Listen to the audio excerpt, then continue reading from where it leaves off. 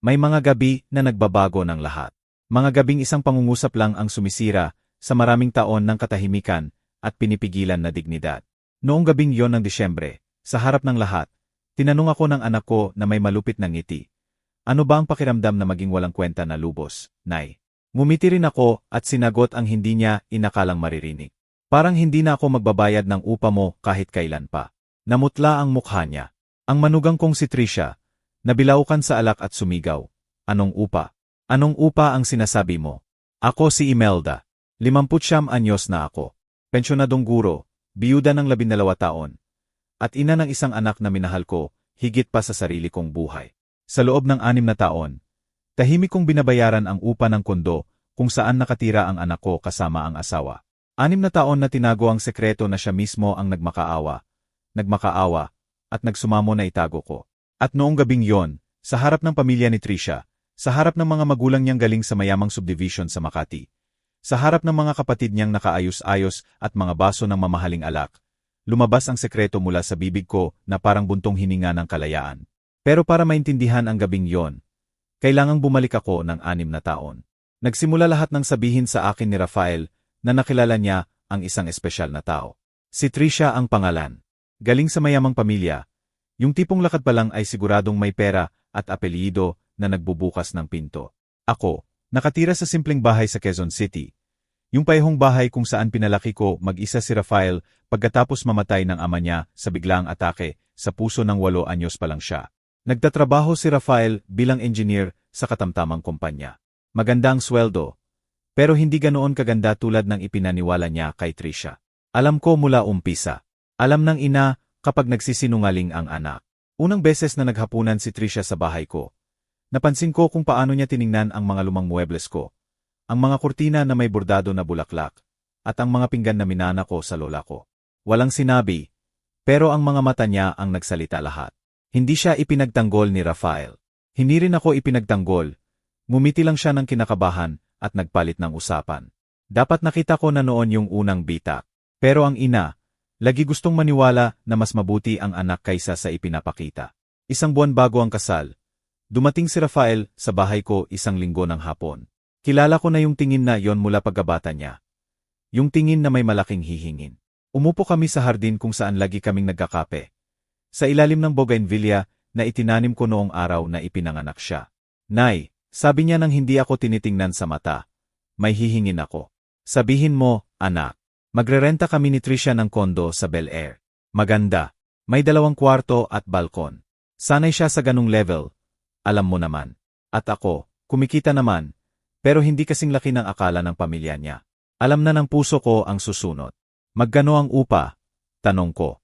70,000 bawat buwan. Muntik akong mabilaukan sa kape. Rafael, mas malaki yan kaysa sa pensyon ko. Alam ko, Nay, alam ko. Pero pakinggan mo. Kaya ko raw 50,000. Kailangan ko lang tulungan mo ako ng 20,000 bawat buwan. Hanggang makakuha ako ng mas magandang trabaho. Pangako, pansamantala lang. At bakit hindi kayo maghanap ng mas mura? Kasi sinabi na ni Tricia sa mga magulang niya na doon kami titira. Pinakita na niya ang pictures. Kung lumipat kami sa mas mura, malalaman nila na hindi ko kaya ang sinabi ko. Pakiusap, Nay, 1 taon lang. Sumumpa siya. Sa ilalim ng bougainvillea na yon, nagkamali ako ng pinakamalaki sa buhay ko. Sumagot ako ng, pero may kondisyon na ipinataw niya. Hindi dapat malaman ni Tricia na tinutulungan mo ako. Baka isipin niyang talo ako. Dapat akala niya, ako lang ang nagbabayad ng lahat. At doon nagsimula ang katahimikan ko. Bawat unang araw ng buwan, naglilipat ako ng 20,000 sa account ni Rafael. Pera mula sa pensyon ko bilang guro, mula sa ipon ko, mula sa perang itinatabi ko para ayusin ang bahay, para sa gamot ko, para mabuhay ang huling taon ko ng marangal. 1 taon daw, pansamantala lang. Pero ang 1 taon naging 2, 2 naging 3. At nang umabot sa 6 na taon, wala nang natira sa ipon ko. Minsan, sobra ang tiwala natin sa maling tao. Ikaw rin, nasaktan ka na ng minahal mo. Bago magulo ang lahat, may mga magagandang taon. Mga taong ang pagiging ina ang pinakamalaking yabang ko. Naalala ko ng 7 anyos si Rafael at ginigising niya ako tuwing linggo ng umaga na may baso ng orange juice na siya mismo nagbiga. Matapon ang kalahati sa daan, pero dumarating siya sa kama ko nang may ngiti ng pilipit na ngipin at sabi, para sa'yo to, Nay, kasi ikaw ang pinakamabait sa buong mundo. Naalala ko ang mga hapon ng assignment sa hapagkainan. Ang ulo niya nakayuko sa notebook. Ang amoy ng nilaga sa kusina. Ang gintong liwanag ng hapon na pumapasok sa bintana. Tinatanong niya ako tungkol sa universo, mga planeta, bakit namamatay ang tao. At sinasagot ko siya sa abot ng aking karunungan, at walang hanggang pagmamahal na maibibigay lang ng inang nag-iisa. Nang mamatay ang tatay niya, 8 anyos si Rafael. Noong gabi pagkatapos ng libing, hindi siya umiyak. Umupo kami sa hardin sa ilalim ng bagong tanim na bougainvillea. Sabi niya, huwag kang mag-alala, Nay. Ako na ang bahala sa'yo. At sa maraming taon, ganoon nga. Si Rafael ang kasama ko, ang dahilan ko para bumangon araw-araw, ang proyekto ko sa buhay. Nag-double shift ako bilang guro para makapag-aral siya sa magandang eskwelahan. Tinahi ko ang damit niya kung kailangan. Ginawa ko ang baon niya ng may pagmamahal. Isinakay ko siya sa jeep papuntang klase sa English. Kahit tawirin ko ang kalahati ng Maynila. Hindi ako nagreeklamo, hindi ko naramdaman na sakripisyo, pagmamahal lang yon. Nang pumasok siya sa kolehiyo, umiyak ako sa pagmamalaki. Nang grumaduate siya bilang engineer, inimbita ko ang lahat ng kaibigang guro sa seremonya. Umakyat si Rafael sa entablado, tinanggap ang diploma, at mula roon ay hinanap ako ng tingin. Ngumiti siya, ako rin, at sa sandaling yon, naramdaman ko na sulit ang lahat. Salamat, Nay, sabi niya noong gabi habang kumakain kami ng beef tapa sa kusina ko. Kung wala ka, wala ako. Itinago ko ang mga salitang yon sa puso ko na parang kayamanan. Ang unang mga taon pagkatapos ng pagtatapos ay maganda. Nakakuha si Rafael ng mas magandang trabaho. Dumadalaw siya tuwing linggo. Nagkakape kami sa ilalim ng bougainvillea na lumaki na at nagbibigay na ng lilim sa buong hardin.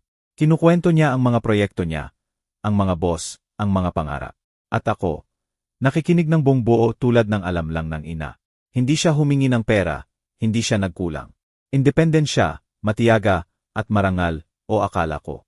Nang makilala niya si Trisha, una, natuwa ako. Oras na para mag-settle down. 32 anyos na siya. Nangangarap na ako ng mga apo, na manugang na upo sa tabi ko, sa mga family gathering na puno ng tawa ng mga bata. Pero mula sa unang hapunan, may mali. Dumating si Trisha na nakasuot ng mamahaling damit. Amoy French perfume. Perpektong kuko at buhok mula sa salon. Maganda siya, hindi ko ikakaila, pero may matigas na tingin. Parang sinusukat ang presyo ng bahay ko, ng muebles ko, ng buhay ko. Ang ganda ng bahay niyo, Tita Imelda, sabi niya na may ngiting hindi umaabot sa mata. Very authentic. Authentic. Parang bato ang salitang yon sa akin. Hindi napansin ni Rafael ang lason o ayaw niyang pansinin. Sa buong hapunan, si Trisha lang ang pinag-usapan. Trabaho niya sa public relations, successful na pamilya, refined taste. Tumango ako, ngumiti, nagdagdag ng istiya, pero nasasaktan sa loob. Noong gabing yon, pag-alis ni Trisha, nagpaiwan si Rafael.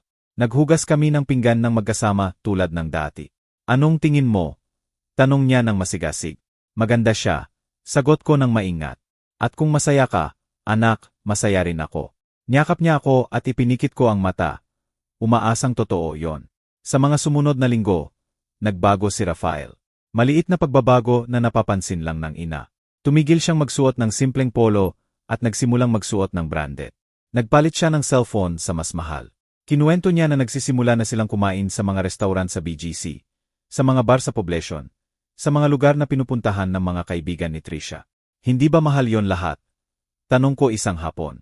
Kaya ko, Nay, kumikita naman ako ng sapat. Pero kilala ko ang sweldo niya. Alam kong hindi sapat para sa ganong buhay. Isang buwan pagkatapos, inihayag nila ang kasal. At isang buwan pagkatapos noon, dumating ang linggong yon ng hapon. Ang hapon na humingi siya ng tulong sa upa. Ang hapon na sa ilalim ng bougainvillea ay pumayag akong itago ang sekreto. 1 taon lang daw. 1 taon lang. Habang isinusulat ko to, nagtataka ako, saan ka nakikinig? Isulat mo ang pangalan ng lungsod mo sa comments. Ang unang taon ng pagbabayad ay mahirap, pero dinala ko ng marangal. Bawat unang araw ng buwan, 20,000 sa account ni Rafael. Inayos ko ang budget ko. Binawasan ko ang pagbili ng karne. Sinimulang ayusin ang damit kaysa bumili ng bago. Kinansela ko ang membership ko sa GYM para sa senior citizens na gusto ko talaga. Pero okay lang, sabi ko sa sarili ko. Para sa anak ko, pansamantala lang. Tumatawag si Rafael linggo-linggo. Kumusta ka, Nay? Mabuti, anak. Mabuti. Hindi namin binabanggit ang pera. Malinaw na niya na sekreto yon natin. Kasunduan ng katahimikan. Lumayo ang mga pagdalaw niya. Hindi na siya pumupunta tuwing linggo. Lagi raw may lakad si Trisha. Brunch kasama ang mga kaibigan. Dinner kasama ang clients. Family commitments. Naiintindihan ko. Kailangan ng mag-asawa ng space. O yon ang sinasabi ko sa sarili ko. Ang unang tunay na bitak ay dumating noong Mother's Day ng unang taon. Nagluto ako ng paborito niyang chicken afritada mula pa noong bata siya. Yung ginagawa ko ng maraming oras. Pinipiga ang bawat sangkap ng may pasensya. Pinuhunan ko ang hapag ng pinakamagandang tablecloth na bordado ng sarili kong nanay. Bumili ako ng sariwang bulaklak sa palengke. Naghintay ako. Kumpirmado niya sa text. Pupunta kami, Nay. 2:00. 2:00, handa na ang hapag. 3:00, lumalamig na ang afritada. 4:00, nag-alala na ako. 5:00, tumunog ang telepono. Nay, pasensya na talaga.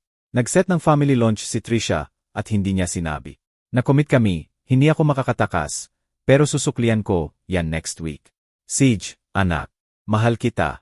Bago ko pa masagot, binaba na niya. Umupo akong mag-isa sa hapag, sa harap ng afritada na walang kakain, sa ilalim ng bougainvillea na puno na ng bulaklak. At sa unang pagkakataon pagkatapos ng maraming taon, umiyak ako. Hindi dahil sa pagkain. Umiyak ako dahil naintindihan ko ang ayaw kong tanggapin. Tumigil na akong maging priority sa buhay ng anak ko. Inilagay ko ang afritada sa ref.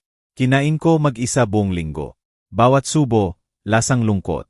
Dumating si Rafael kinabukasan na may bulaklak at tsokolate. Sorry, Nay. Alam mo na si Trisha at pamilya niya. Niyakap niya ako at tulad ng dati, pinatawad ko siya. Pero may nagbago sa loob ko. Maliit na bitak. Lumipas ang mga buwan. Natapos ang 1 taon na ipinangako niya. Isang hapon, nag-ipon ako ng tapang at tinawagan siya. Rafael, anak, tapos na ang 1 taon. Anong 1 taon? Ang upa, anak. Sabi mo 1 taon lang. Mahabang katahimikan sa kabilang linya. Nay, okay ka lang ba? Alam mo namang mahirap ngayon. Kakabayad ko lang ng tuition ni Trisha sa kanyang advanced diploma. Bigyan mo ako ng ilang buwan pa. Pangako, malapit nang hindi na kailangan ng tulong mo. Rafael, may mga gastos din ako. Kailangang ayusin ang bahay ko. Sira ang hater. Nay, pakiusap, huwag mo akong pagawan ng guilt. Sobra na ang pressure sa akin. At binaba niya. Tumingin ako sa telepono. Naramdaman kong may malaking bagay ang nabiyak. Pero nagpatuloy ako sa pagbabayad dahil anak ko siya. Dahil hindi inaabandona ng ina ang anak. Dahil naniniwala pa akong magbabago ang lahat.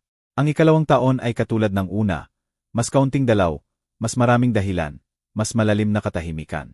Sa 3 taon, halos hindi na siya pumupunta sa bahay ko.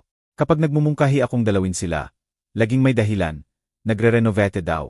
Sumasakit ang ulo ni Trisha, may dinner daw sila sa kaibigan. Minsan, naglakas loob akong pumunta nang walang paalam. Dumating ako sa kondo nila sa Makati. Yung kondo na tinutulungan ko bayaran. Binuksan ni Trisha ang pinto na nakarobe at may baso ng alak sa kamay. Ay, tita, anong sorpresa? Ang tono niya hindi sorpresa, inis. Dumadaan lang ako at gusto ko sanang batiin kayo. Wala si Rafe. Lumabas kasama ang mga kaibigan. Pwede ka bang bumalik na lang? Sige. Pwede akong maghintay kung hindi abala. May darating na mga kaibigan. Next time na lang. Sage. At isinara niya ang pinto. Nakatayo ako sa halway ng eleganteng building na, yon na may daladala kong bag ng tinapay na dala ko, para sa kanila. Naramdaman kong parang pinalayas ako sa buhay ng sarili kong anak. Naglakad ako hanggang sa sakayan ng jeep nang umiyak sa loob, pero nakataas ang ulo sa labas. Noong gabing yon, nag-text si Rafael. Nay, sinabi ni Trisha na dumaan ka. Magpaalam ka muna next time, please. Nagkamali siya ng pakiramdam. At walang nagtatanong kung kumusta ako. Hindi ko sinagot ang text. Kinabukasan, ginawa ko pa rin ang transfer. 20,000 tulad ng dati. Dahil kahit anong sakit, kahit anong kahihiyan, anak ko pa rin siya at ina ko pa rin ako. Kahit unti-unti na niyang nakakalimutan kung ano ang ibig sabihin noon. May pagkakaiba sa pagitan ng pagiging mapagbigay at pagiging tanga. Matagal akong naniniwala na mapagbigay ako. Pero ang totoo, tanga ako at alam ko yon. Pero ayaw kong aminin. Sa 4 na taon, nagsimula kong maramdaman ang bigat ng desisyon ko. Hindi lang sa bank account, kundi sa katawan ko. Mas lumala ang sakit ng tuhod ko. Inirekomenda ng doktor ang physical therapy na hindi fully covered ng PhilHealth ko. 5,000 bawat buwan ang babayaran. Wala akong extra 5,000. Kinansela ko ang therapy. Kaya ko namang mabuhay kasama ang sakit, sabi ko. At naging kasama ko na siya tuwing umaga ako bumabangon. Tuwing umaakyat ako ng hagdan. Tuwing yumuyuko ako sa hardin. Ang tuhod ko ang nagpapaalala na sinasakripisyo ko ang kalusugan ko para panindigan ang sinungaling na hindi naman akin. Pero hindi ko sinabi kay Rafael. Ayaw kong maging pabigat. Ayaw kong isipin niyang mahina ang nanay niya. Maarte o problematic. Sobra naaw ang pressure niya kay Trisha at sa demands nito. Yon ang sinasabi ko para i-justify ang katahimikan ko. Nagsimulang mapansin ng mga kaibigan ko ang mga pagbabago. Ang kaibigan kong si Luisa, pensyonadong guro din, inimbita ako sa trip sa Boracay kasama ang grupo ng mga dating guro. Abot kaya lang daw. 30,000 lang para sa 4 na araw. All in. Matagal na naming pinag-usapan yon. Hindi pwede, Luisa. Sabi ko nang hindi siya tinitingnan. Bakit? May pensyon ka naman. Walang malaking gastos. Pinang-iponan ko ang pag-aayos ng bahay. Lagi mong sinasabi yon, Imelda. Lagi mong sinasabi, pero hindi mo ginagawa. Ano ba talaga? Nagkibit balikat ako. Alam mo na ang pera, hindi sapat. Tiningnan ako ni Luisa ng mga matang nakakakita, nang higit pa sa gusto kong ipakita. Imelda, kilala kita 30 taon. May problema ka at ayaw mong sabihin. Nagpalit ako ng usapan. Pero noong gabing yon, mag-isa sa bahay, umupo ako sa ilalim ng bougainvillea na may tasang kape at pinayagan kong isipin ang totoo. Nabubuhay ako na parang mahirap para makapagmayaman ang anak ko at hindi man lang niya pinasasalamatan. Ang mga pagdalaw ni Rafael ay naging 1 beses sa 2 buwan. Kung minsan, lagi nang nagmamadali, lagi may hawak na cellphone, lagi may tawag si Trisha na emergency. Isang hapon, dumating siya mag-isa. Bihira yon. Umupo kami sa hardin at nakita ko ang pag-aalala sa mukha niya. Kumusta, anak? Mabuti, Nay. Pero kami ni Trisha, iniisip naming bumili ng bagong sasakyan. Naramdaman kong lumubog ang puso ko. Alam ko na ang susunod. Luma na ang meron kami. Gusto ni Trisha ng SUV, mas safe. Tinitingnan namin ang Toyota Fortuner. 2 milyon plus. Mahal yon, sabi ko nang maingat. Pero kaya namin, maganda ang kita ko. Naramdaman ko ang mapait sa lalamunan. Maganda ang kita. Nay, kakataas lang ng sweldo ko. Hindi na kailangan ng tulong mo sa upa. Simula next month, ako na bahala sa lahat. Sa isang sandali, napuno ng pag-asa ang puso ko. 6 na taon. 6 na taon. Matatapos na. Totoo, anak. Bumaba ang tingin niya. Sa totoo lang, may hihingin pa akong isa. Alam kong malaki. Pero kailangan ko ng tulong sa down payment ng sasakyan. 300,000. Kaya kung mag-ipon ng 180,000. Pero kulang ako ng 120,000. Pwede mo bang ipahiram? Pangako, ibabalik ko sa loob ng 6 na buwan at pagkatapos noon, wala nang hihingin. Natigilan ang mundo. 120,000. Wala akong 120,000. Nagastos ko na ang lahat ng ipon ko sa buwan ng bayad. Ang natira, pang-emergency lang. Rafael, wala akong ganung halaga. Nay, pakiusap, importante ito. Sinabi na ni Trisha sa pamilya niya na bibili kami. Kung hindi, isipin nila natalo ako. Naroon na naman ang imahe, ang sinungaling, ang pangangailangan na magmukhang mayaman sa pamilya ni Trisha. Anak, talagang wala akong pera. May savings account ka naman, yung ipinamana ng tatay. Natigilan ako. Sagrado ang account na yon. Yung natira sa akin ng asawa ko. 500,000 para sa katandaan ko. Para sa tunay na emergency. Para sa dignidad ko. Hindi hinahawakan ang account na yon, Rafael. Iniwan yon ng tatay mo para sa akin. Anak niya rin ako. Hindi ba niya gugustuhin gamitin mo yon para tulungan ako? Saka sinabi ko naman na ibabalik ko. Narinig ko ang inis sa boses niya, na parang ako ang masama, na parang ang pagdangi ko ay pagiging makasarili. Bigyan mo ako ng ilang araw para isipin. Tumayo siya, halatang naiinis. CJ, pero wag matagal. Matatapos ang offer sa 2 linggo. Umalis siya nang hindi tinatapos ang kape, nang walang yakap, nang walang dating matatamis na salita. Noong gabing yon, hindi ako nakatulog.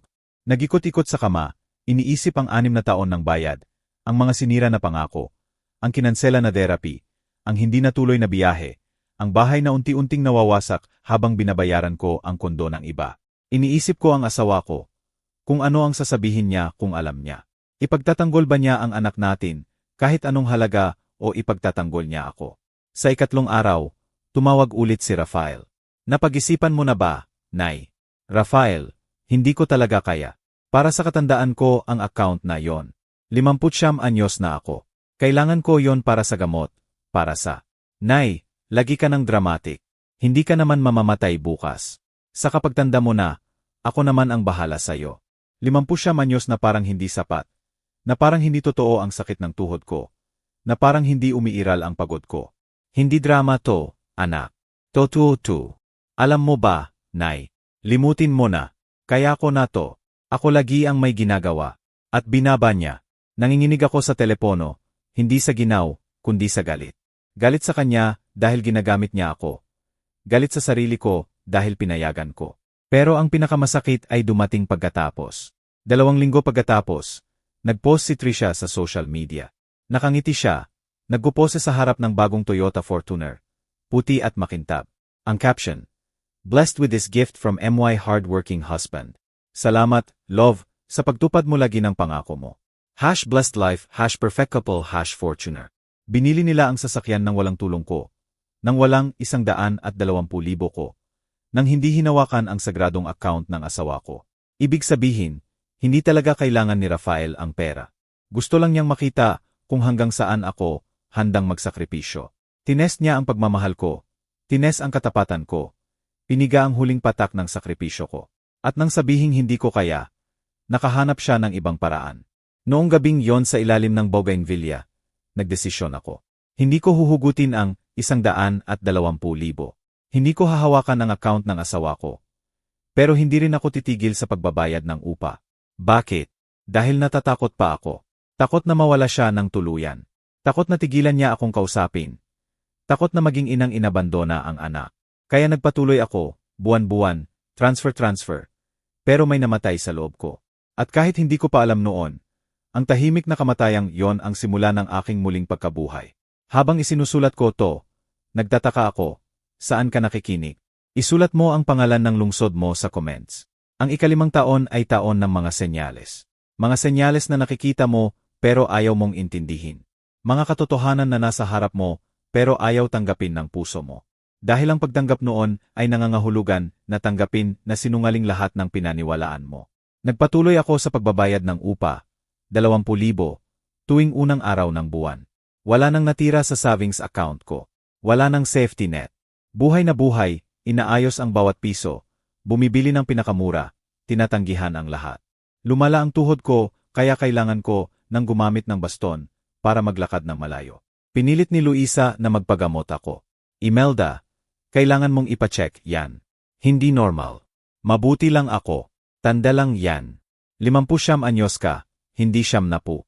Pakiusap, pumunta ka sa doktor. Pumunta ako. Ang diagnosis, advanced degenerative arthritis. Inireseta ng doktor ang gamot na 7,000 bawat buwan.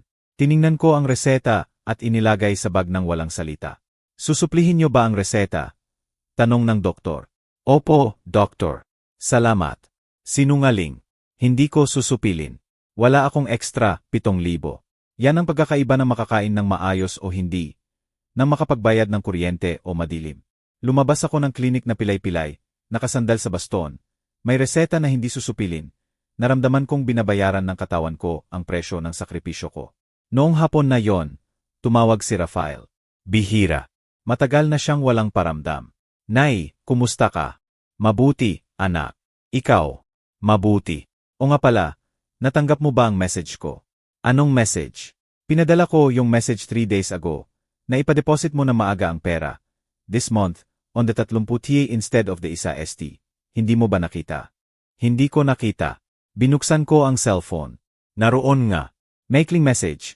Nay, ipadeposit mo on the 30 please. May urgent akong babayaran. Hindi ko nakita, anak. Pasensya.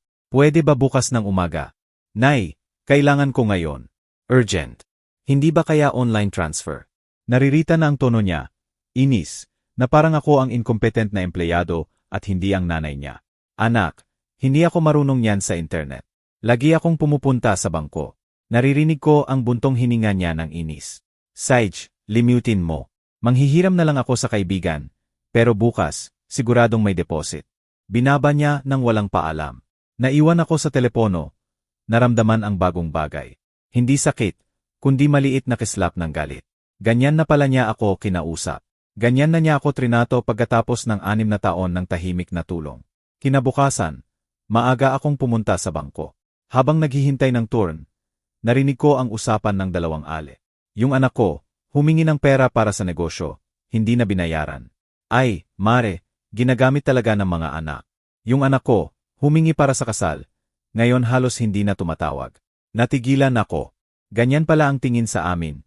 Mga ina na pinagkukunan ng pera ng sariling anak. Hindi, iba ang case ko. Tinutulungan ko si Rafael dahil kailangan niya. Pansamantala lang. Nangako siya. O hindi ba? Ginawa ko ang transfer.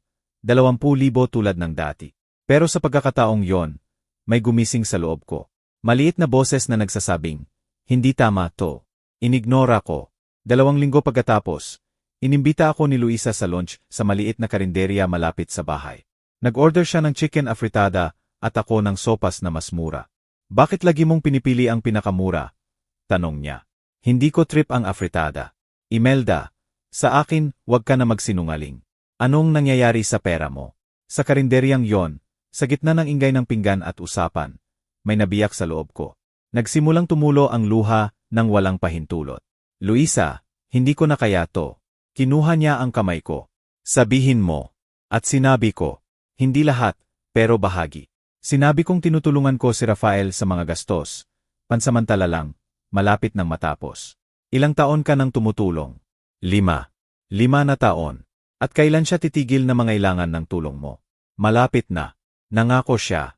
Tiningnan ako ni Luisa nang may halo ng lambing at lungkot na hindi ko malilimutan. Imelda, mahal, hindi yan pagtulong. Pagtutustos yan. At ang pinakamasama, sinisira mo ang buhay mo para panindigan ang kanya. Alam niya bang iniiwan mo ang gamot mo para bigyan siya ng pera? Hindi ko sinabi. Ayaw kong mabahala siya. Mabahala. Imelda, ikaw ang gumagamit ng baston. Ikaw ang nagsasakripisyo at ikaw pa ang natatakot na mabahala siya. Parang malamig na tubig ang mga salita niya. Pero pinagtanggol ko pa rin ang anak ko. Hindi mo naiintindihan, Luisa. Galing si Trisha sa mayamang pamilya. Kailangan ni Rafael na mapanatili ang level. Kung hindi, bababaan siya ni Trisha. At kung binabaan ka na niya, at alam niya na hindi niya kaya ang level na yon kaya ikaw ang pinipiga. Huwag mong sabihin yon. Imelda, buksan ang mata. Ang anak na mahal ang ina, hindi siya hahayaang walang gamot. Hindi siya gagawing mahirap habang siya ay mayaman. Hindi niya alam na ganito ako. At bakit hindi mo sinasabi? Wala akong masagot. Noong gabing yon, hindi ako nakatulog. Paulit-ulit sa isip ko ang mga salita ni Luisa. Nagdesisyon akong gawin ang hindi ko pa ginagawa, mag-imbestiga. Kinabukasan, nag-search ako online ng building kung saan nakatira sila. Kondo sa BGC, elegante, moderno, may GYM at rooftop garden. Tinignan ko ang presyo ng renta. 50,000 hanggang 80,000 depende sa size. Mabilis ang tibok ng puso ko. Sabi ni Rafael, 70,000 ang upa, siya 50,000, ako 20,000. Kung 50,000 lang pala, ibig sabihin siya 30,000, ako 20,000. O mas masahol, ginagamit niya ang pera ko sa iba at siya ang nagbabayad ng buong upa. Hindi pwede. Hindi magsisinungaling ng ganun ang anak ko. Nagdesisyon akong gumawa ng isa pang bagay na nakakahiya, pero kailangan. Nag-message ako kay Rafael. Anak, nagkataon. May kaibigan akong naghahanap ng kondo sa BGC. Alam mo ba kung magkano ang upa sa building nyo? Para lang mabigyan ko siya ng ideya. 3 oras pagkatapos, sumagot siya. 60,000 hanggang 80,000. Depende sa floor at view. Malabo, hindi tiyak, umiiwas. Tinanong ko ulit, kayo, magkano talaga ang binabayaran nyo? 2 araw walang sagot. Sa wakas, Nay, hindi ko maalalay. Si Trisha ang bahala sa ganyan. Bakit? Wala, curious lang. Walang follow-up. Noong gabing yon, sa ilalim ng bougainvillea na nalulagas na ang bulaklak, dahil autumn, naintindihan ko ang kakilakilabot. Sinungalingan ako ng anak ko. Hindi ko alam kung saan eksakto. Pero may mga sinungaling, layer ng layer na pinili kong hindi makita. 1 linggo pagkatapos, habang naglalakad ako sa Ayala Avenue, nakita ko si Rafael. Nasa terrace siya ng mamahaling restaurant. Yung tipong ang almusal ay katumbas ng isang linggong grocery ko. Kasama niya si Trisha at ibang mag-asawa. Nagtawanan sila, umiinom ng mimosa. Puno ng pagkain ang mesa. Natigilan ako sa kalye, nakatitig pataas, nagtatago sa dami ng tao. Masaya si Rafael, relaxed, prosperous. At ako, naroon sa baba na may baston, may lumang damit, may tuhod na sumisigaw sa sakit, may walang laman na bank account. Hindi niya ako nakita. Hindi ko inalis ang tingin sa terrace hanggang sa humingi sila ng bill.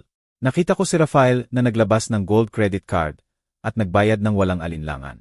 Tumayo sila, lahat elegante, at naglakad papunta sa avenue, nagtawanan at nagkayakapan.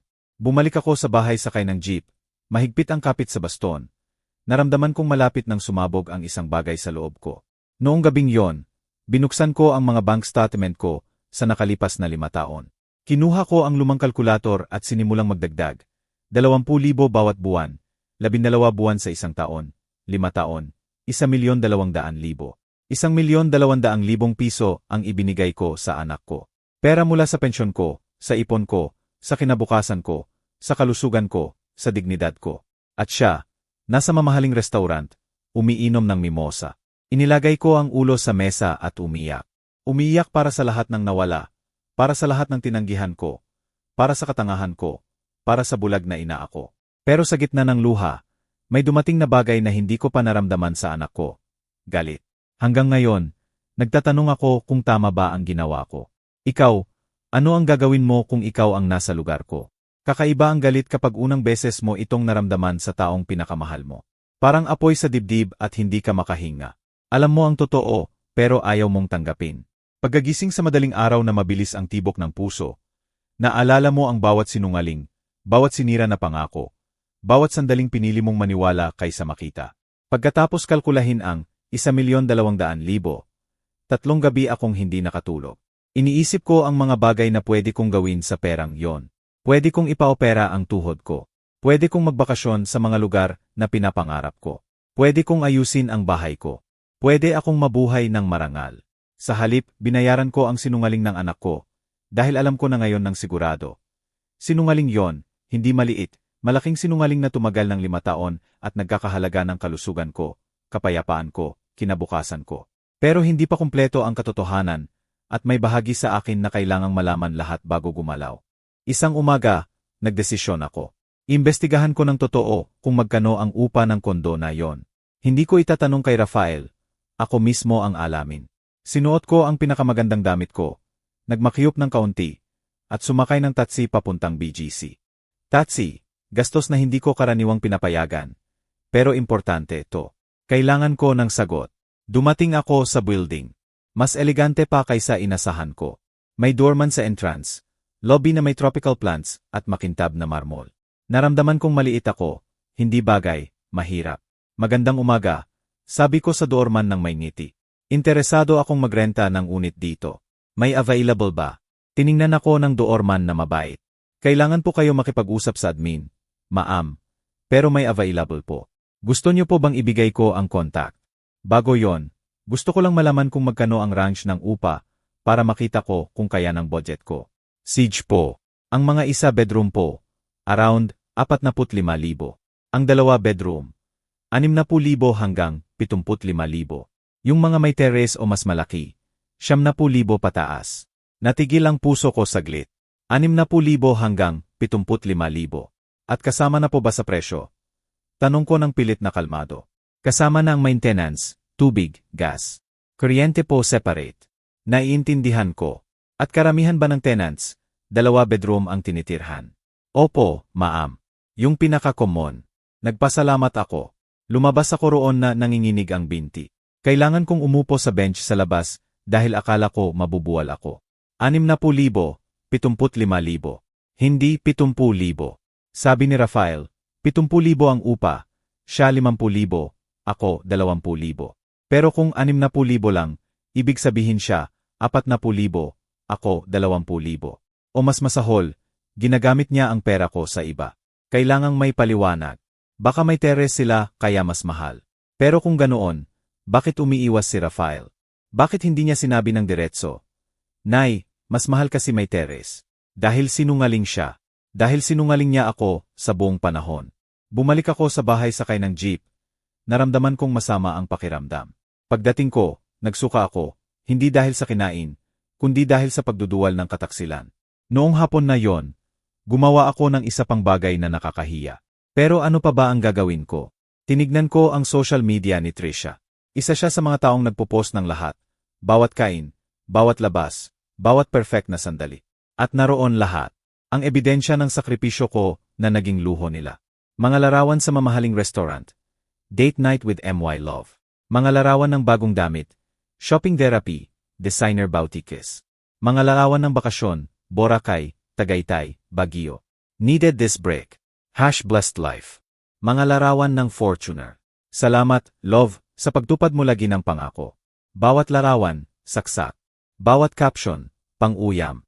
Habang ako'y kumakain ng kanin at tuyo para makatipid, sila'y kumakain ng steak. Habang ako'y kinansela ang therapy, sila'y nagbabakasyon. Habang ako'y nagsusuot ng damit mula noong dekada, siya'y bumibili ng designer bag. At lahat yon, galing sa pera ko. Sa perang ibinigay ko, isang pensyonadong guro na 59 anyos na may arthritis. Bawat buwan sa loob ng 5 taon. Patuloy ang pag-scroll. May larawan mula 2 taon na ang nakaraan sa restaurant. Sa comments, ang ideal na couple. Halatang successful si Rafe. Successful. Successful gamit ang pera ng nanay niya. Pero ang pinakamasakit ay isang recent post. Si Trisha kasama ang nanay at mga kapatid. Ang caption, "Salamat sa Diyos sa pamilyang hindi ako binigyan ng kakulangan. Lumaki ako sa pagmamahal at kasaganaan. At ngayon, pareho ang binibigay ng asawa ko. #family first, #blessed. At ako, saan ako doon? Ako na nagbigay ng 1,200,000. Ako na nagsakripisyo ng kalusugan. Ako na dahilan kung bakit sila makakatira sa kondo na yon. Wala ako sa kwento nila. Invisible ako. Isinara ko ang cellphone at umiyak hanggang maubos ang luha. Noong gabing yon, tumawag si Rafael na parang walang nangyari. Parang normal na tawag. "Nay, kumusta? Mabuti. Sinungaling ko. O nga pala, reminder lang na bukas ang first deposit ha. Sage. Parang transaksyon. Parang bangko ako. Walang kumusta ang tuhod mo, Nay. Walang may kailangan ka ba. Reminder lang ng deposit. Rafael, sabi ko, at iba ang tunog ng boses ko, mas matigas. Kailangan nating mag-usap. Hindi pwede ngayon, Nay. May lakad kami ni Trisha. Pwede bang next time? Importante to, anak. Nay, talagang may lakad. Next week na lang. Sage. Binaba niya. Nanginginig ako sa galit. Hindi naman lang siya nagtatanong kung kumusta ako. Hindi na siya nagpapanggap na interesado. Ako na lang ang source of money, ATM, monthly obligation. Kinabukasan, hindi ako pumunta sa bangko. Unang araw ng buwan at sa unang beses sa 5 taon, walang deposit. Dumaan ang 2 yem. Tumunog ang cellphone ko. Si Rafael. Nay, ginawa mo ba ang deposit? Hindi pa dumadating. Hindi pa ako nakapunta sa bangko. Bakit? First day na. Dahil kailangan muna nating mag-usap. Nay, huwag ka nang magsimula. Anong problema? Gusto ko pumunta ka dito ngayon sa bahay. Kailangan nating mag-usap ng harapan. Hindi pwede ngayon. May dinner si Trisha. Pinutol ko siya. Matigas, matatag. Hindi natitinag ang boses ko. Pupunta ka ba ngayon o wala ng deposit? Ikaw ang bahala. Mahabang katahimikan. Naramdaman ko ang gulat niya sa kabilang linya. Tinatrabaho mo ba ako? Sinusubukan kong makita ang anak ko. Threat ba yon? Isa pang katahimikan. Sage. Pupunta ako mamaya, mga 8. Naghihintay ako. Binaba ko at nagsimulang manginig. Hindi sa takot, kundi sa bagay na hindi ko pa naramdaman. Kapangyarihan. Sa unang beses sa 5 taon, ako ang may kontrol. Mabagal ang paglipas ng oras. Naghanda ako, inilabas ang lahat ng bank statements, ang notebook kung saan nakarecord ang bawat bayad, ang kalkulator, nagluto ng kape. Kahit alam kong mapait ang usapan. 8:30 dumating si Rafael. Huli tulad ng dati. Pumasok siya na mukhang inis, na parang sakripisyo ang pagpunta sa nanay. Nandito na ako. Anong sobrang urgent? Hindi ko siya inupuan. Tumayo ako, baston sa isang kamay, papeles sa kabilang. Magkano ang upa ng kondo nyo? Tanong ko ng diretso. Namutla siya. Ano? Magkano ang upa? Simple lang na tanong. Sabi ko na, 70,000. Sinungaling ka. Anong sinungaling? Ikaw na nagsasabi ngayon kung magkano ang binabayaran ko. Pumunta ako sa building. Kausap ko ang doorman. Ang 2 bedroom. 60,000 hanggang 75,000. Ang katahimikan na sumunod ay nakakabingi. Binuka ni Rafael ang bibig. Isinara, binuka ulit. Nay, base price yon. Mas mahal kami kasi may terrace ang unit namin. At may terrace ba? Hindi ko nasabi. Hindi mo ako inimbita, kahit minsan sa loob ng 5 taon sa lugar na tinutulungan ko bayaran. Kasi si Trisha, hindi niya. Ano? Nahihiya siya sa akin. Nahihiya siyang dalhin ang mahirap na biyenan sa eleganteng kondo. Hindi ganoon. Kung gayon, ano? Ipaliwanag mo, Rafael. Ipaliwanag mo kung bakit binigyan kita ng 20,000 bawat buwan sa loob ng 5 taon. 1,200,000 total. At trinato mo ako na estranghero. 1,200,000. Ulit niya, na parang binibilang niya. Siyempre binilang ko. Pera ko yon, pensyon ko, kinabukasan ko. Alam mo ba kung ano ang pwede kong gawin sa 1,200,000? May ideya ka ba? Kinusot ni Rafael ang buhok, kinakabahan. Nay, akala ko lagi kang may extra. Hindi mo sinabi na nahihirapan ka. May extra ako. Tingnan mo ang bahay ko. Tingnan mo kung paano ako nabubuhay. Tingnan mo ang baston ko. Alam mo ba kung bakit ako gumagamit ng baston? Dahil may arthritis ako at hindi ko kayang bayaran ang treatment. At bakit hindi ko kaya? Dahil 20,000 ang ibinibigay ko sa iyo bawat buwan. Hindi ko alam yon. At bakit hindi ka nagtatanong? Bakit walang pakialam? Ang mahalaga lang sa iyo, dumating ang pera tuwing first day. Naupo si Rafael sa upuan. Sa unang beses, wala siyang masabi. Sabi mo, 1 taon lang. Tuloy ko, at nabiyak ang boses ko. 1 taon, Rafael. 5 taon na ang nakalipas at nandito pa rin ako. Nagbabayad ng sinungaling mo. Dahil yon ang binabayaran ko. Hindi upa, kundi ang sinungaling mo, ang imahe mo, ang pangangailangan mong magmukhang mayaman kay Trisha at sa pamilya niya. Nay, ibabalik ko ang pera. Kailan? Kailan, Rafael? Pag bumili kayo ng isa pang sasakyan. Pag nagbakasyon ulit. Pag bumili ulit si Trisha ng bagong bag. Nakita ko ang social media niya. Nakita ko lahat. Paano kayo nabubuhay, mamahaling restaurant, designer clothes, bakasyon, at ako, kumakain ng kanin at sardinas, nagsusuot ng lumang damit, hindi makabili ng gamot. Nagsimulang tumulo ang luha, pero hindi na luha ng lungkot, luha ng galit, ng pagpapalaya, ng katotohanang lumalabas na. Alam mo ba kung ano ang pinakamasakit? Anak, hindi ang pera. Ang ginawa mo akong invisible. Ginawa mo akong ATM. Tumigil ka nang makita ako bilang nanay mo. Hindi na ako si Imelda, ang babaeng nagpalaki sa iyo mag-isa. Nag-double shift para mapag-aral ka. Minahal ka higit sa buhay ko.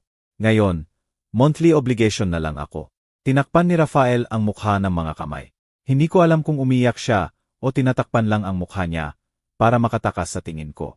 Sorry, sabi niya sa wakas, basag ang boses. Sorry, Nay. Tama ka. Nagpakita ako. Nagbalabas ako ng kontrol. Pero talagang balak kong bayaran lahat. Totoo. Sa anong pera, Rafael? Kung nabubuhay ka sa lampas ng kakayahan mo.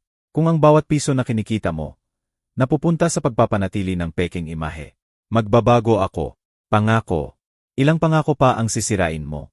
Tumayo siya, lumapit, sinubukang yakapin ako. Lumayo ako. Huwag mo akong hawakan. Hindi hanggang magbago talaga ang lahat. Anong gusto mo? Gusto ko tigilan mo ang pagsisinungaling. Gusto ko kausapin mo si Trisha at sabihin mo ang totoo. Lahat ng totoo. Na ako ang nagbabayad ng bahagi ng upa nyo sa loob ng 5 taon. Na hindi mo kinikita ang sinabi mo. Na ang perfect na buhay nyo ay galing sa sakripisyo ng nanay mo. Nay, hindi ko kaya yon. Bakit? Kasi iiwan ka niya. At kung iwan ka niya dahil doon, anong klaseng asawa ang meron ka? Walang sagot si Rafael. At sa katahimikan na yon, naintindihan ko lahat. Naintindihan kong mas pinipili niyang magsinungaling kaysa mawala si Trisha.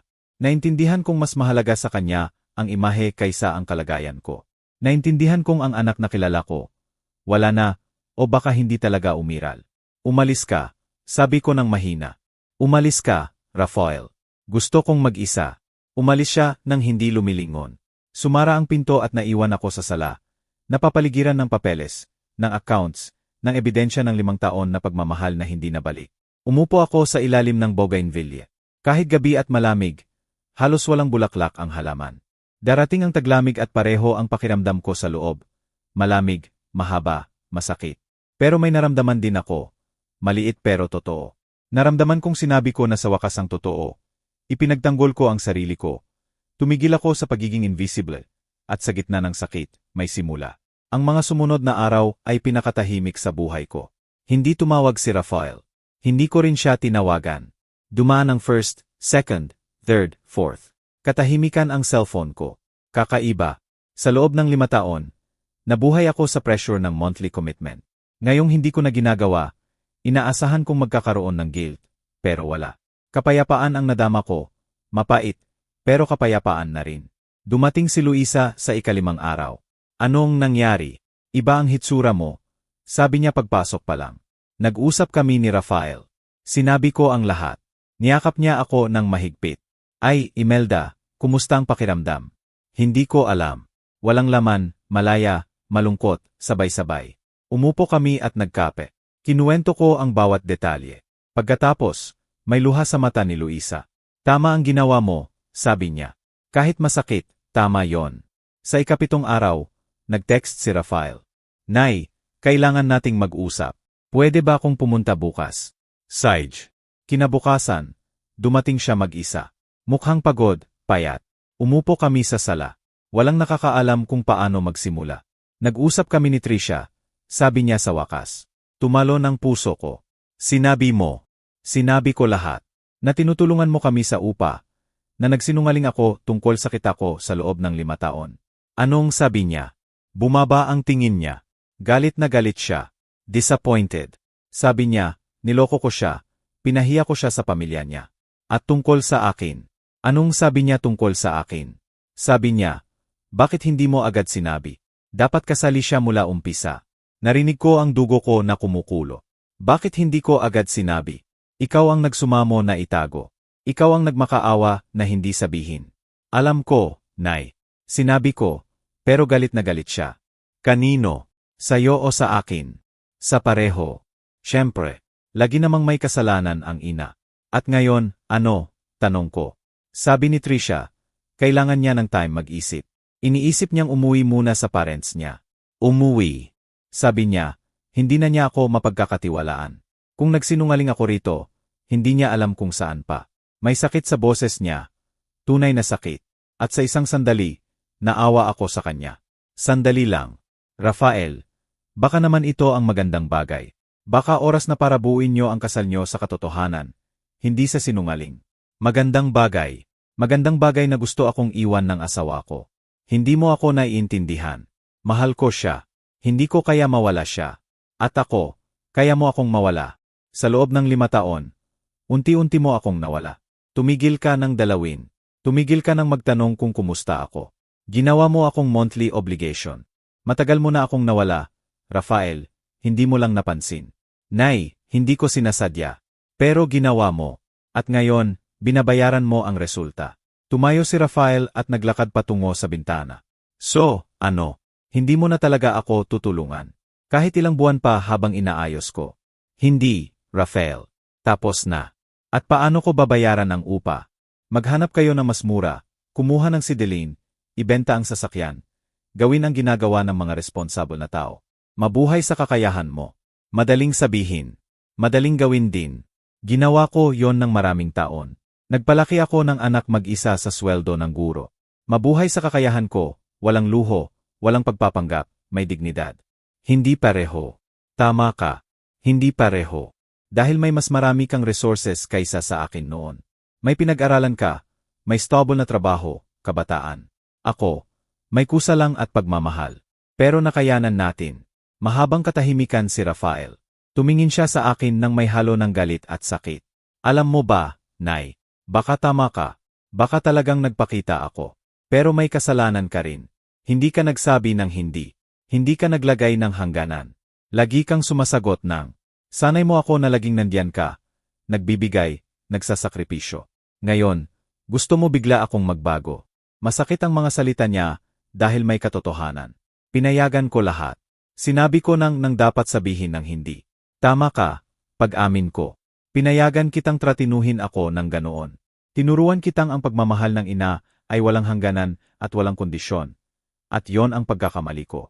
Pero ang pagkakamali ay maayos, at inaayos ko na ngayon. Pinuputol ko ang pagiging pabigat.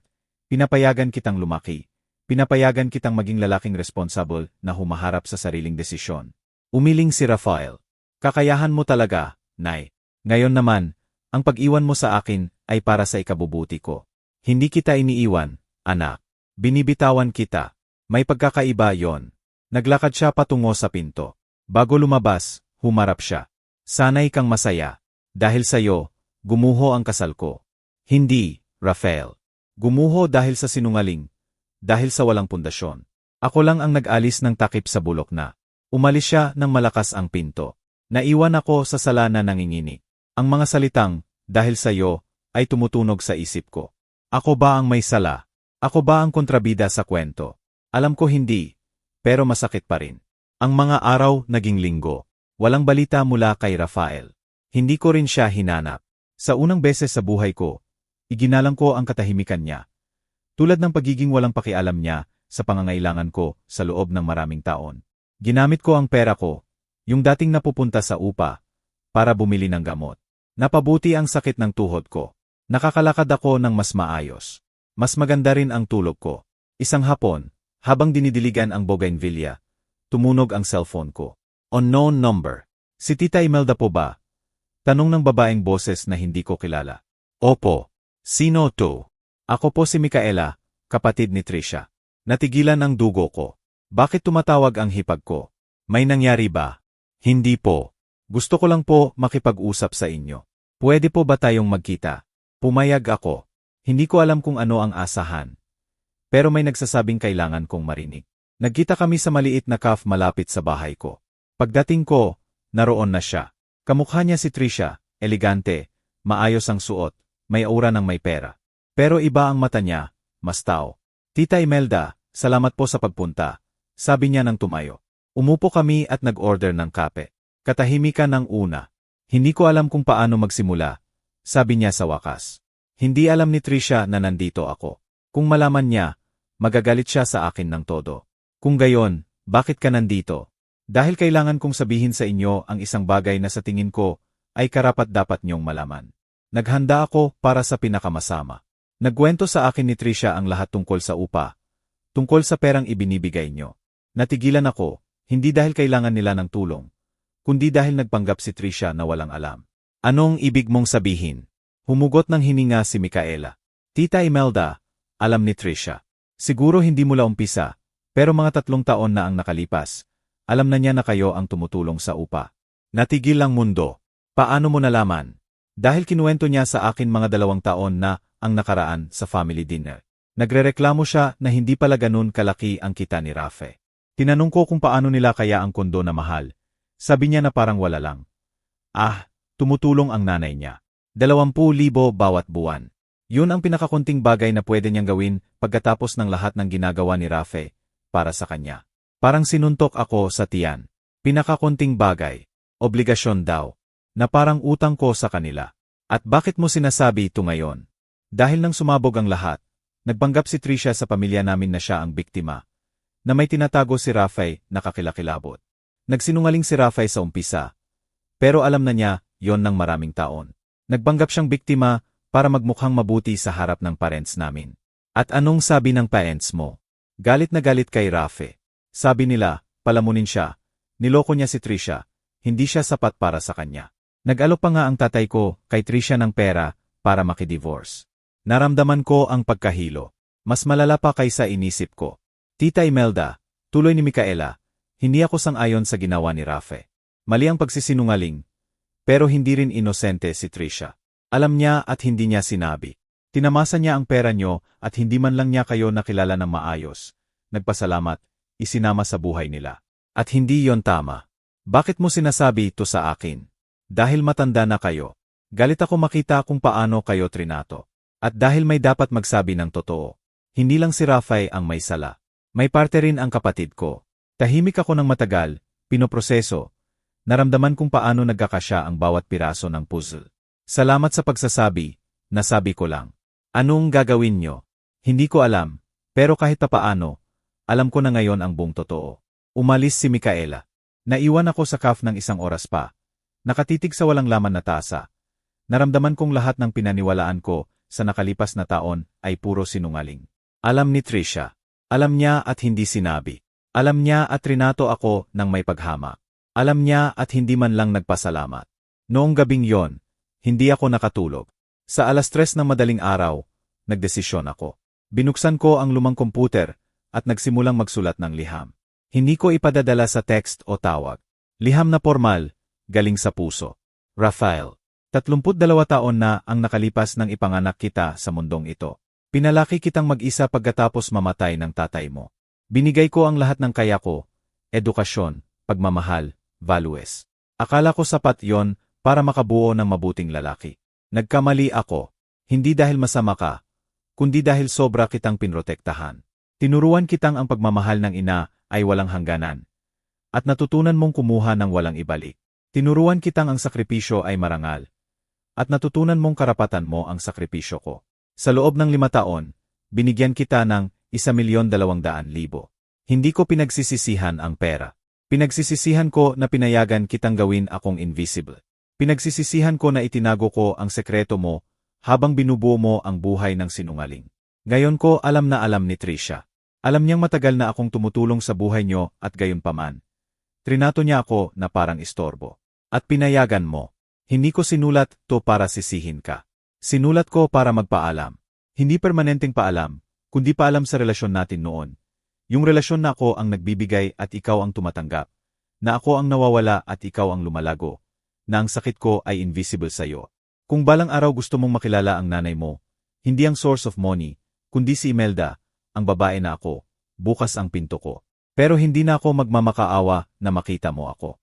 Hindi na ako maghihintay ng mumo ng atensyon mo. Hindi ko na isasakripisyo ang dignidad ko para sa kaginhawahan mo. Sa puso, pinakamabuti ang lahat para sa'yo. Sana mahanap mo ang landas mo, mabuo ang buhay na tapat, maging ang lalaking akala ko noon. Pero gagawin mo yon nang walang tulong ko sa pera at walang katahimikang kasabwat. Mahal kita lagi. Pero ngayon, mahal ko na rin ang sarili ko. Ang nanay mong si Imelda. Iprint ko ang liham, isinilid sa sobre, at kinabukasan, dinala ko mismo sa kondo nila.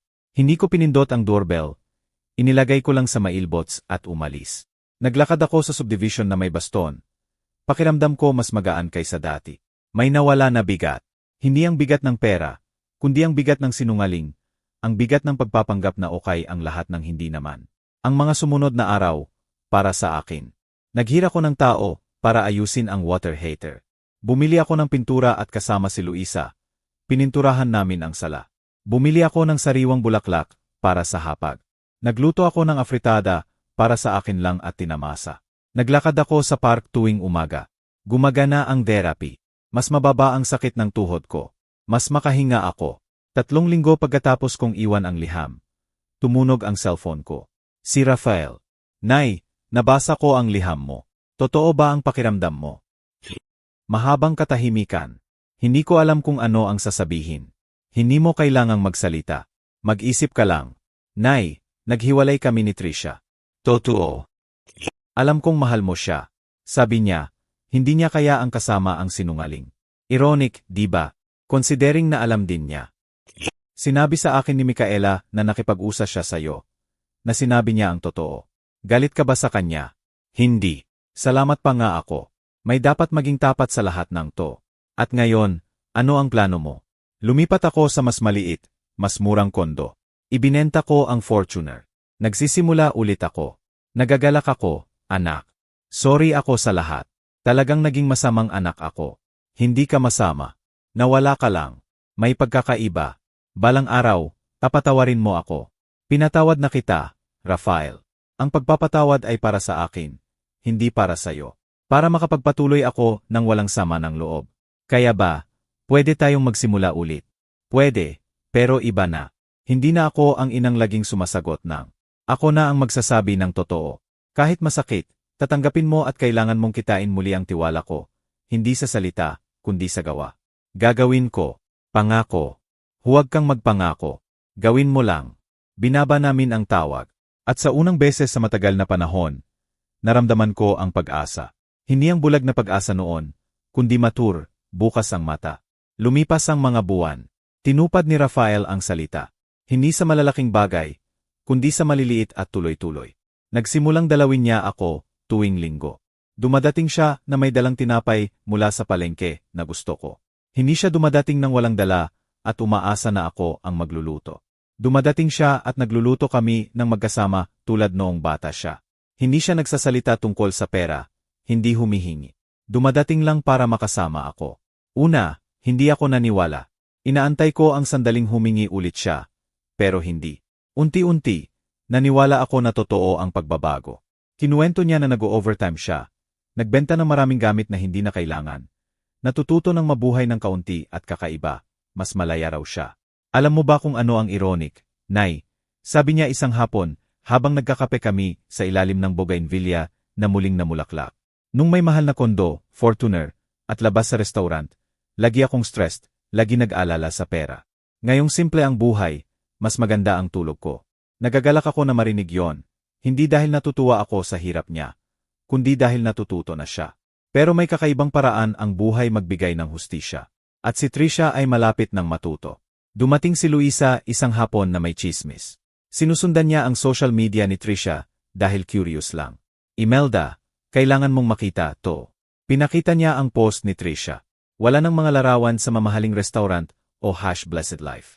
Larawan niya mag-isa sa cafe na may mahabang caption. Minsan, tinuturuan ka ng buhay na hindi lahat ng nakikita ay totoo. Natutunan ko sa mahirap na paraan na ang buhay na gawa sa sinungaling. Kahit magandang sinungaling, darating ang panahon na guguho. Nasa proseso ako ng pagbuo ulit at nagpapasalamat sa mga kasama ko sa mahihirap na panahong to. Anong nangyari? Tanong ko. Patuloy na ipinakita ni Luisa. Pagkatapos daw ng hiwalayan kay Rafael, nakilala ni Trisha ang iba.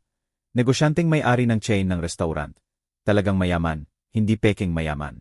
Mabilis ang pag-engage nila. Pero 3 buwan pagkatapos, nabasag ang engagement. Natuklasan daw ng negosyante na nagsinungaling si Trisha sa maraming bagay. Edad, edukasyon, trabaho na matagal na niyang wala. Ironic, di ba? Sabi ni Luisa. Iniwan niya si Rafael dahil sinungaling. Tapos siya rin ang iniwan dahil sa paehong dahilan. Hindi ako natuwa sa sakit niya.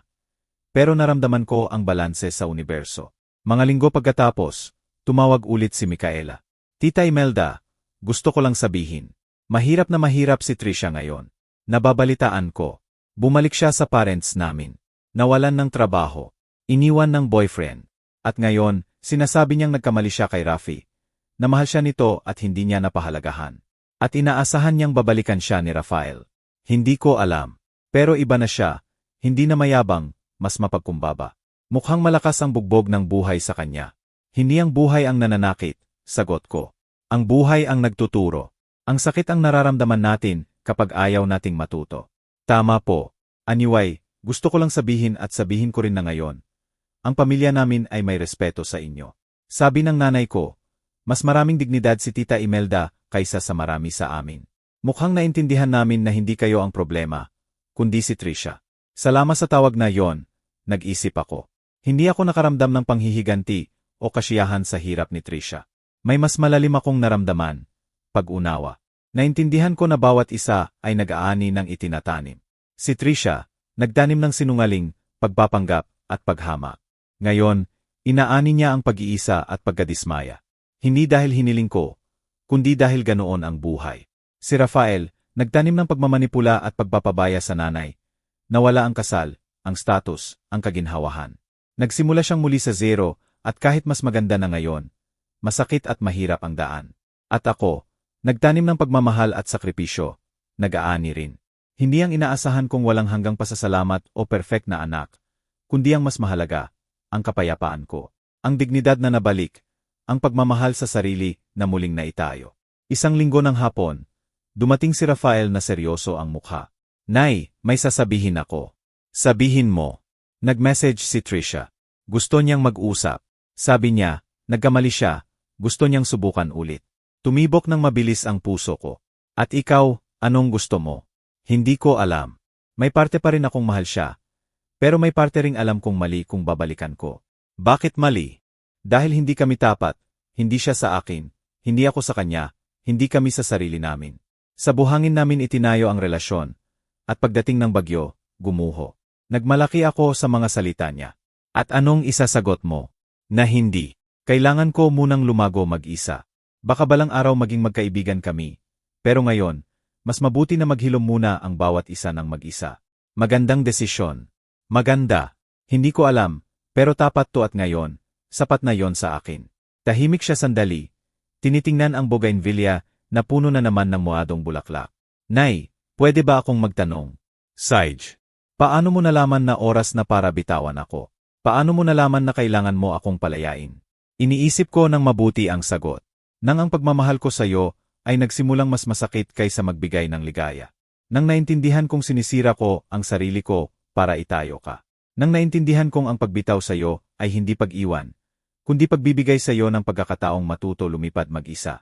At kung hindi ako natuto, kung nahulog ka, babangon ka.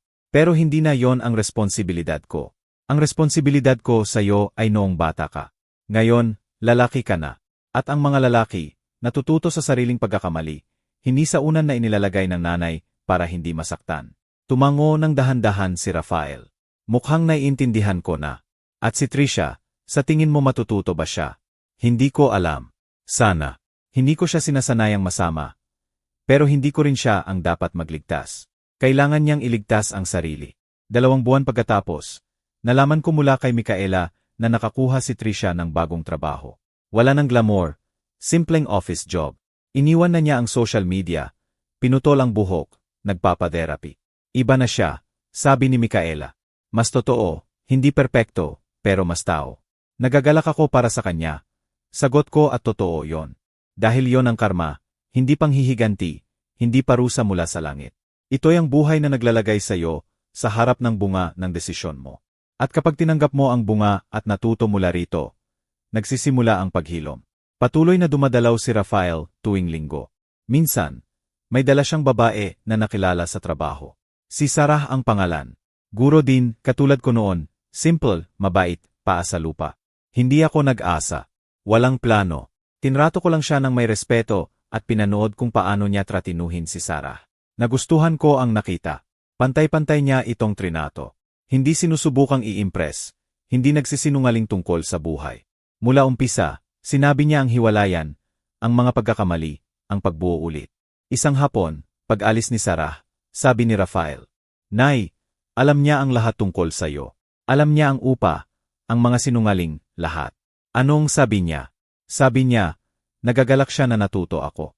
At gusto niyang makilala ka ng mabuti, hindi dahil obligado, kundi dahil talagang interesado siya. Gusto ko siya. Sabi ko na may ngiti. Gusto ko rin. At ang pinakamabuti, sa kanya pwede akong maging totoo. Hindi kailangang magpanggap. Iyon ang tunay na pagmamahal, anak.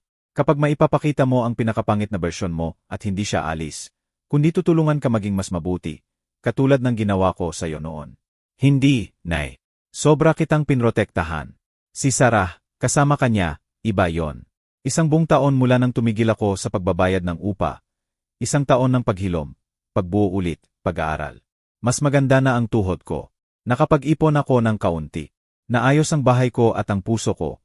Kahit may peklat, nasa kapayapaan. Ginawa ng buhay ang hustisya sa sariling paraan. Hindi sa perpektong sorry o refund ng pera, kundi sa mas malalim. Lahat natuto ng leksyon, lahat nagbayad ng presyo, at bawat isa, sa kanya-kanyang paraan, naghahanap ng landas. At ako, si Imelda, 50 anyos, pensyonadong guro, biyuda, hindi perpektong ina, natuto ng pinakamahalagang leksyon. Minsan, ang tunay na pagmamahal ay ang pagbitaw. Ang respeto sa sarili ay hindi pagiging makasarili. Ang pagsabi ng hindi ay hindi ka ginagawang masamang ina. At ang buhay, pasensya at marunong, laging naniningil ng utang. 2 taon na mula noong gabing yon ng Disyembre. Ang gabi nang tanungin ako ng anak ko sa harap ng lahat. Anong kakiramdam na maging walang kwenta na lubos, Nay? Binago ng gabing yon ang buhay ko. Hindi dahil sa sinagot ko, kundi dahil yon ang sandali na tumigil ako sa pagiging invisible sa sarili ko. Ngayon, 61 anyos na ako. Mas maraming uban, pero mas tuwid ang likod. Minsan sumasakit pa ang tuhod, pero hindi na ako gumagamit ng baston. Masigla ang kulay ng bahay ko. Mas maganda kaysa dati ang bougainvillea. Puno ng moradong bulaklak na parang ulan kapag may hangin. At ang puso ko, nasa kapayapaan. Nagpakasal si Rafael kay Sarah 6 na buwan na ang nakalipas. Simple ang kasal sa maliit na hardin. Kaunti lang ang bisita at pamilya. Nandoon ako sa unang row, hindi dahil nagbayad ako, kundi dahil gusto ng anak ko na naroon ako. Noong araw na yon, niyakap ako ni Sarah at binulungan. Salamat po sa pagpapalaki ng lalaking marunong umamin ng pagkakamali. Bihira na po yan. Umiyak ako, pero luha ng saya. Ngayon, sa simpleng kondo sila nakatira. Nagtatrabaho ng mahirap si Rafael, hindi na overtime, kundi may responsibilidad. Si Sarah, nagtuturo sa public elementary school. Dumadalaw sila tuwing linggo para kumain. Tinutulungan niya ako sa kusina. Inaayos ni Rafael ang mga sira sa bahay, hindi dahil hiniling ko, kundi gusto niya. Noong nakaraang linggo, sabi niya, "Nay, nag-iipon kami ni Sarah. Gusto naming regaluhan ka ng bakasyon, kahit saan mo gusto. Hindi mo kailangang magbigay." Alam ko, sagot ko. Pero kailangan naming ibigay.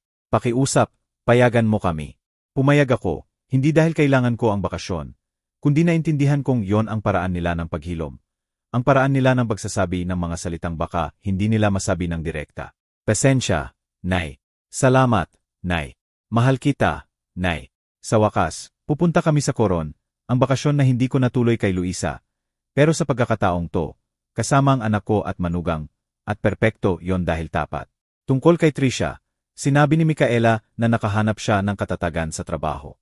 Simpleng opisina lang, walang glamour. Iniwan na ang social media, pinutol ang buhok, nagpapaderapy. Iba na siya, sabi ni Micaela. Mas totoo, hindi perpekto, pero mas tao. Nagagalak ako para sa kanya, totoo yon. Dahil yon ang karma, hindi panghihiganti, hindi parusa mula sa langit. Ito'y ang buhay na naglalagay sa iyo, sa harap ng bunga ng desisyon mo. At kapag tinanggap mo at natuto, nagsisimula ang paghilom. Si Trisha ay nakahanap ng katatagan sa trabaho. Nagpapaderapy pa rin. Nakakilala siya ng iba, pero mabagal na ngayon, walang madali, walang sinungaling. Sabi niya kay Micaela noong huli naming pag-uusap, "Tama ka. Ang buhay na gawa sa pagpapanggap ay laging guguho. Kailangan ko munang gumuho para may tayo ulit ng tama." Wala akong sama ng loob sa kanya. Sa katunayan, hinahangad ko ang pinakamabuti para sa kanya dahil naintindihan ko. Nawala rin siya. Tinatripunuin ang mga puwang ng material na bagay at pag-aproba ng iba. Katulad ni Rafael, katulad ko noon. Lahat tayo nawala at ang sakit ang mapa na nagbalik sa atin sa tahanan. Sa wakas, natuloy namin ni Luisa ang bakasyon ng mga guro. Nagbunta kami sa Palawan kasama ang 3 pang kaibigan. Nagdawanan kami, naglakad, kumain, nagkukwentuhan, at sa unang beses sa maraming taon, hindi ako nag-alala sa pera dahil may pera ako. Dahil hindi ko na ito ibinibigay ng libre. Dahil natuto akong alagaan ang sarili ay hindi pagiging makasarili, kundi pagiging buhay. Iba ka na, sabi ni Luisa isang gabi, habang kumakain kami sa restaurant na may view ng dagat. Nagniningning ka, masaya. Iba ang pakiramdam ko, sagot ko. Buong buo na ako. Sa loob ng maraming taon, pakiramdam ko kalahati lang ako. Ang kalahating nagbibigay, naglilingkod, nabubuhay para sa iba. Ngayon, buo na ako. Nagbibigay kapag gusto ko, tumutulong kapag kaya ko. Pero hindi na ako nawawala, hindi na ako nawawalan ng sarili. Itinaas ni Luisa ang baso. Kay Imelda, ang babaeng natutong lumipad. Nagtawag kami ng cheers at naramdaman kong totoo ang mga salita. Kaninang umaga, habang dinidiligan ang bougainvillea, dumating ang liham. Galing sa address na hindi ko kilala.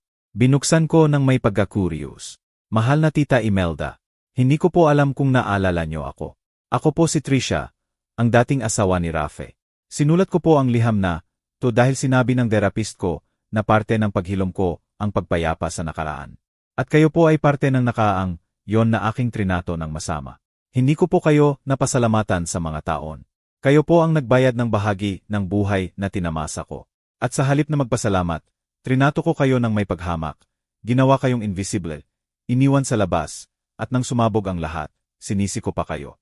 Wala po akong dahilan. Mayroon lang akong hiya at pagsisisi. Alam kong hindi na po mababawi ang pera. Alam kong hindi na po babalik ang nawalang panahon. Pero gusto kong malaman nyo na lubos po akong nagsisisi at tama po kayo sa lahat. Ang buhay na gawa sa sinungaling ay hindi tumatagal. Natutunan ko sa pinakamasakit na paraan. Ngayon, binubuo ko ulit ang sarili ko. Sinusubukang maging mas mabuting tao. Tapat, mapagpasalamat. At kahit alam kong hindi ko po deserve ang pagpapatawad nyo, hihingi po ako nito.